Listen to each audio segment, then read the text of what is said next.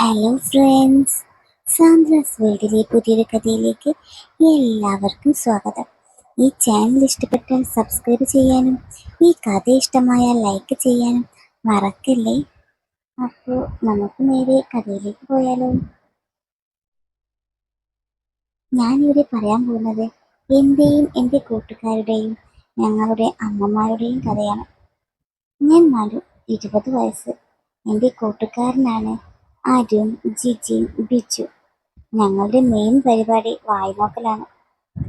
എല്ലാ തല്ലുകൊള്ളിത്തരവും കാണിക്കും, എന്നാൽ വീട്ടുകാരുടെ ഇടയിൽ മാന്യന്മാരാണ്.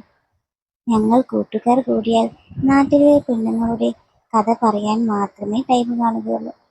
എന്നാൽ ഞങ്ങൾ ഇതുവരെ ഞങ്ങളുടെ അമ്മമാരുടെയോ വീട്ടുകാരുടെയോ കാര്യം പറഞ്ഞിട്ടില്ല. എനിക്കാണെങ്കിൽ അരുണിൻ്റെയും ജിന്നിൻ്റെയും അമ്മമാരുടെ മേലിൽ ഒരു കണ്ണുണ്ട്. എന്നാൽ ഇത് ഞാൻ ഇതുവരെ അവരുടെ അടുത്ത് സൂചിപ്പിക്കുകയോ ചെയ്തിട്ടില്ല. നമ്മൾ അത്രയൊക്കെ ഒളിപ്പിച്ചാലും അത് കയറി ഒരു ദിവസം എല്ലാം പുറത്താകുന്ന ദിവസമുണ്ടല്ലോ. അങ്ങനെ ഒരു സന്ദർഭം ഞങ്ങളുടെ ജീവിതത്തിലുണ്ടായി. ഒരു ദിവസം ഫുട്ബോൾ മാച്ച് കഴിഞ്ഞ് ഞാനും എൻ്റെ കൂട്ടുകാരും എൻ്റെ വീട്ടിലോട്ട് പോയി മുൻവശത്തെത്തിയപ്പോൾ വാതിൽ പൂട്ടിയിരിക്കുന്നത് കണ്ടു. അതുകൊണ്ട് ഞങ്ങൾ പുറകുവശത്തേക്ക് പോയി. അപ്പോൾ അടുക്കള വാതിലും പൂട്ടിയതായി കണ്ടു. അങ്ങനെ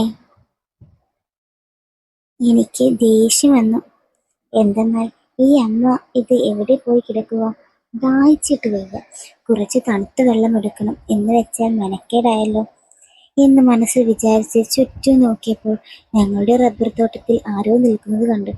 ഹാവു, അത് അമ്മയാണ്. എൻ്റെ അമ്മയെ പറ്റി പറഞ്ഞാൽ എൻ്റെ അമ്മയുടെ പേര് അജി. ഒരു ആവറേജ് മുഖമാണ്, എന്നാലും ശരീര സൗന്ദര്യം ഒട്ടും കുറഞ്ഞിട്ടില്ല.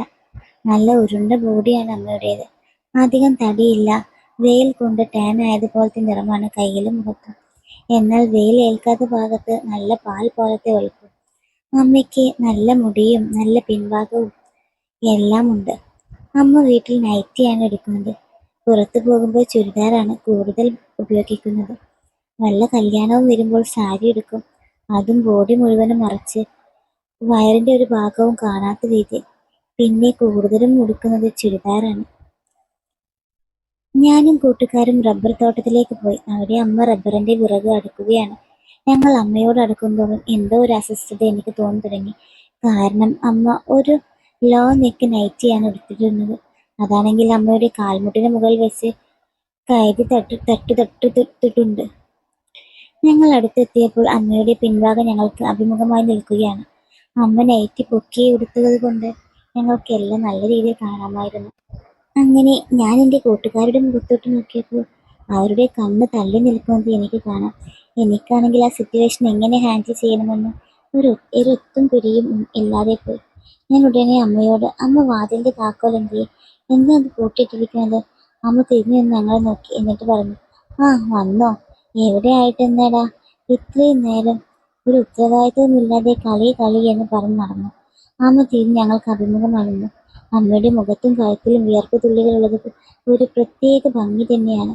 അമ്മ കതവ് തുറക്ക്, ദാഹിക്കുന്നു, വെള്ളം കുടിക്കണം. നിക്കട ചെറുക്ക, ഞാൻ ഈ വിറകൊന്ന് ഒതുക്കട്ടെ എന്നും പറഞ്ഞ് അമ്മ കുനിഞ്ഞു വിറക് തുറക്കാൻ തുടങ്ങി. എൻ്റെ പൊന്നോ, എൻ്റെ കണ്ണിന് പൊന്നീച്ച പറക്കുന്ന പോലത്തെ കാഴ്ചയാണ് ഞാൻ കണ്ടത്. ഞാൻ എൻ്റെ കൂട്ടുകാരെ നോക്കി. അവന്മാർ ഈ കാഴ്ച കണ്ട് അമ്പരന്ന് നിൽക്കുവാണ്. അവന്മാരുടെ മുഖത്തെ ചോര ആ സമയം എല്ലാം ഇല്ലാതെയായി. ഇതുപോലെ ഒരു കാഴ്ച അവന്മാരുടെ ജീവിതത്തിൽ കണ്ടു കാണില്ല. എൻ്റെ പൊന്നെ, എൻ്റെ അമ്മയുടെ ഭംഗി ഞാൻ പോലും ആസ്വദിക്കും. അമ്മ പെട്ടെന്നാവട്ടെ, ഞാൻ പറഞ്ഞു. അമ്മ നിവർന്നു നിന്ന് ഞങ്ങളെ നോക്കി, എന്നിട്ട് നടുവിന് കൈ കൊടുത്തുകൊണ്ട് നിന്ന് പറഞ്ഞു, ചെറുക്ക, പണി തീരത്തെ, എങ്ങനെയാടാ വരുന്നത് പണി തീർക്കാണ്ട്? അല്ലെങ്കിൽ ഒരു കാര്യം ചെയ്യും, നീ തന്നെ പോയി തുറന്നു കയറും, താക്കോൽ ഞാൻ തരാം. അപ്പോൾ ഉടനെ അരുൺ കയറി പറഞ്ഞു, അത് സാരമില്ല ആൻറ്റി, ഞങ്ങൾ വെയിറ്റ് ചെയ്യാം. ആൻറ്റിയുടെ പണി നടക്കട്ടെ, കണ്ടടാ ഇവർക്ക് കാര്യവിവരമുണ്ട്, അമ്മ പറഞ്ഞു. അവന്മാർക്ക് സീൻ പിടിക്കാൻ വേണ്ടി കുറച്ചുകൂടി ടൈം കിട്ടാൻ വേണ്ടിയാണ്, ഞാൻ മനസ്സിൽ പറഞ്ഞു. എന്നാൽ നമുക്ക് വരാന്തയിൽ പോയിരിക്കാമെന്ന് ഞാൻ പറഞ്ഞു. ഓ, ഇനി ആൻറ്റിയുടെ പണി കൂടി കഴിഞ്ഞ് പോകാമടെ, ജിജിൻ പറഞ്ഞു. എന്നാൽ ഈ വിറക് കൂടി അടുക്കി കെട്ടി വെക്കട്ടെ, അമ്മ പറഞ്ഞു. ശരി ആൻറ്റി, അവന്മാർ ഒരുമിച്ച് പറഞ്ഞു. എന്നിട്ട് അമ്മയെ പട്ടിണി കിടക്കുന്ന പട്ടിയെ പോലെ നോക്കി നിൽക്കുക. അമ്മ പിന്നെയും വിറക് കെട്ടാൻ വേണ്ടി കുനിഞ്ഞു. ഈ പ്രാവശ്യം സൈഡ് തിരിഞ്ഞാണ് കുനിഞ്ഞത്. അതുകൊണ്ട് എല്ലാം നല്ല രീതിയിൽ കാണാമായിരുന്നു. അതിൻ്റെ നിരാശ അവരുടെ മുഖത്ത് പെട്ടെന്ന് കാണാൻ സാധിച്ചു. എന്തെന്നാൽ സൈഡ് നീർന്ന് ചെരിയുമ്പോൾ ഒരു ഭാഗമല്ലേ കാണൂ, അതുകൊണ്ടാവാം. സൈഡ് വ്യൂ ആണെങ്കിൽ കൂടിയും ഒരു സൈഡ് നല്ല രീതിയിൽ കാണാമായിരുന്നു. എന്നിട്ട് എന്ത് കാര്യം, എൻ്റെ അമ്മയായി പോയില്ലേ. എൻ്റെ ഫ്രണ്ട്സുകൾ നന്നായി മുതലാക്കുന്നുണ്ട്. അപ്പോൾ ബിജു, അജി അമ്മമ്മേ, ഈ വിറക് നിങ്ങൾക്കാണോ അത് വിൽക്കാനാണോ? ഇത് ഞങ്ങൾക്ക് തന്നെയാ, വിറ്റാൽ ഒന്നും കിട്ടില്ല, അമ്മ മറുപടി പറഞ്ഞു. ഇപ്പോൾ ഞാൻ അവരുടെ നോട്ടം എങ്ങോട്ടാണെന്നൊന്ന് ചോദിച്ചു നോക്കി. അവരുടെ നോട്ടം ഇപ്പോഴും അമ്മയുടെ കാലിലും അവിടെയും ഒക്കെ തന്നെ. അമ്മ നൈറ്റി മുട്ടിന് മുകളിൽ വെച്ചാണ് കയറ്റി കൊടുത്തത്. മിക്കവാറും പണി ചെയ്യുമ്പോൾ എങ്ങനെയാണ് ഉടുക്കാറുള്ളത്. വീട്ടിൽ അറിയാത്ത ആരെങ്കിലും വന്നാൽ ഉടനെ അത് അയച്ചിടുകയും ചെയ്യും. എന്നാൽ ഇന്നത് അയച്ചിട്ടില്ല. കെട്ടുന്നതിലും കുറച്ചുകൂടി പൊക്കിയാണ് ഈ പ്രാവശ്യം എടുത്തിരിക്കുന്നത്. അതുകൊണ്ട് അമ്മയുടെ എല്ലാം നല്ല രീതിയിൽ കാണാം.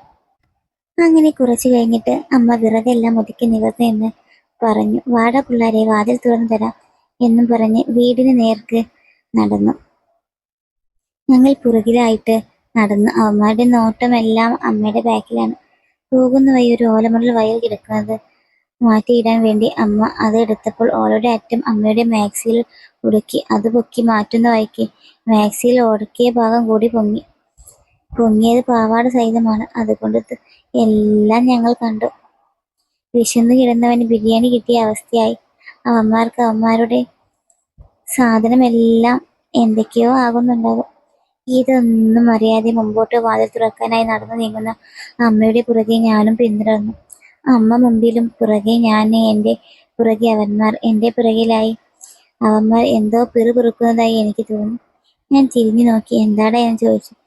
ഒന്നുമില്ല, ഞങ്ങൾ റബ്ബറിന്റെ വിളവെടുപ്പിനെ പറ്റി സംസാരിക്കുകയാണ്. മിക്കവാറും എൻ്റെ അമ്മയായിരിക്കും വിഷയമെന്ന് എനിക്ക് മനസ്സിലായി. ഞങ്ങൾ കതക് തുറന്ന് അകത്ത് കയറി. അമ്മ അടുക്കളയിലോട്ടും പോയി, ഞങ്ങൾ എൻ്റെ റൂമിലോട്ടും പോയി.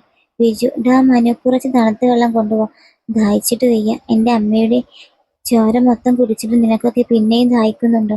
ഞാൻ മനസ്സിൽ വിചാരിച്ചു. ആ, കൊണ്ടുവരാം. ഞാൻ അടുക്കളയിലേക്ക് പോയി. അവിടെ അമ്മ പണിയിലാണ്. എന്നെ കണ്ട് എന്താടാ എന്ന് ചോദിച്ചു.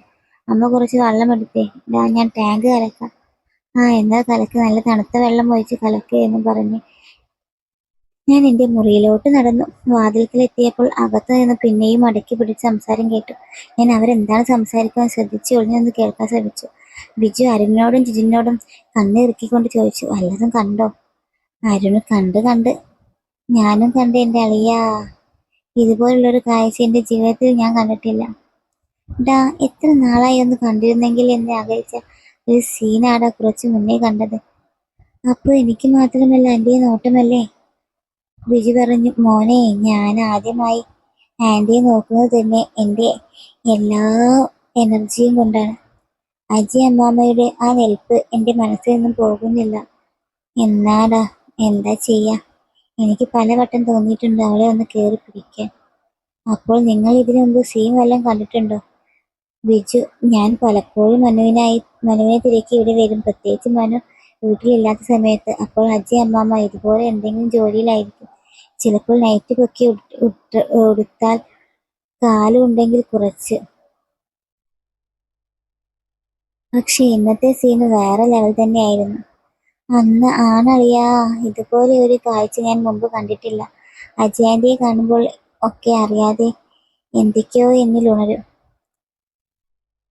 ഇന്നു മുതൽ എന്റെയും റാണി ആന്റി തന്നെ. എല്ലാവരും ചിരിച്ചു. ഡാ, ഇവിടെ ഇരുന്ന് അജി അമ്മാമ്മക്കിട്ട് എന്തേലും വിടാൻ പറ്റുമോ? ഡാ, മനുവിനെ നമ്മൾ നോക്കുന്നത് മനസ്സിലായി എന്ന് തോന്നുന്നു. പിന്നെ ഇതുപോലെ ഒരു ദൃശ്യം കണ്ടാൽ ഏതൊരാളും നോക്കും. നമ്മൾ നോക്കുന്നത് കണ്ട് അവൻ്റേതും എങ്ങനെയെന്ന് നീ കണ്ടില്ലേ? ഇതെല്ലാം കേട്ട് എൻ്റെ കിളി പോയി. എൻ്റെ അമ്മയാണ് ഇവന്മാരുടെ റാണി എന്ന സത്യം എൻ്റെ ഉള്ളിൽ ഒരു വല്ലാത്ത വികാരം ഉണ്ടാക്കി. അപ്പോൾ ഇന്നത്തെ സ്റ്റോറി ഇത്രയേ ഉള്ളൂ. ഈ കഥ ഇഷ്ടപ്പെട്ടാൽ ലൈക്ക് ചെയ്യാനും സബ്സ്ക്രൈബ് ചെയ്യാനും മറക്കല്ലേ. ഇതിൻ്റെ സെക്കൻഡ് പാർട്ട് വേണമെന്നുള്ളവരെ കമൻ്റ് ഇടുക. ഓക്കെ, പുതിയൊരു കഥയുമായി നമുക്ക് വീണ്ടും കാണാം. ബൈ.